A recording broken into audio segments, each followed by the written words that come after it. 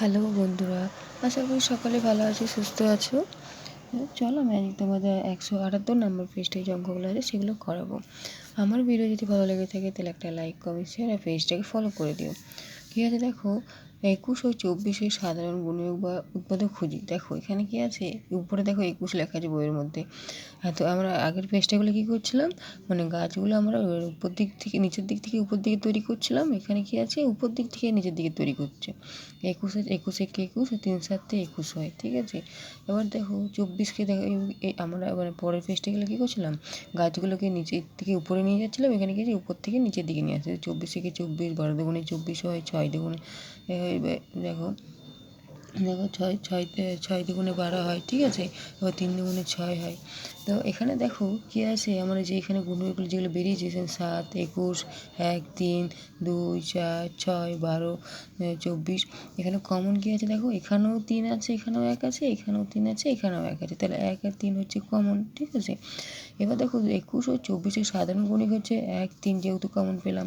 21, 24 সাধারণ গুণিক বা উৎপাদক সংখ্যা করা দুটি, এই যে একটা দুটো। 21 ও 24 সবচেয়ে বড় সাধারণ গুণিক হচ্ছে 3, 1 থেকে 3 হচ্ছে বড়। বুঝতে পারলে? চলো এবার কী আছে দেখো, 2 এর নিচের কোন সংখ্যার উৎপাদক খুঁজি, গোল দাগ দিই। দেখো 2কে যত দিয়ে ভাগ করা যায় সেগুলোকে মানে খুঁজতে বলেছে। তাহলে 2কে দেখো 12 দুগুণে 2কে 12 দিয়ে ভাগ করা যায়, 16কে ভাগ করা যায়, 10কে, 14কে, 28কে 2 দিয়ে ভাগ করা যায়। একক করে ঘরগুলো লক্ষ্য করবে, যদি 2 দিয়ে ভাগ করা যায় তাহলে জানবে এটা হচ্ছে 2 এর উৎপাদক বা হ্যাঁ উৎপাদকই খুঁজতে বলেছে, তত 2 এর উৎপাদক, ঠিক আছে। এবার কী বলেছে, নিচে যে সকল সংখ্যায় গুণিতক বা উৎপাদক 3 সেই সংখ্যায় খুঁজি বা লিখি।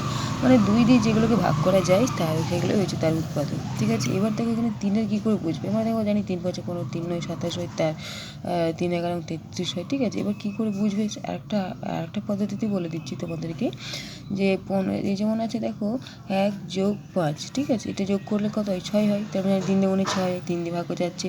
তাহলে এটা 6কে যদি ভাগ যায় 3 দিয়ে, তাহলে জানবে 15কেও 3 দিয়ে ভাগ করা যায়, ঠিক আছে। বুঝাতে পারলাম?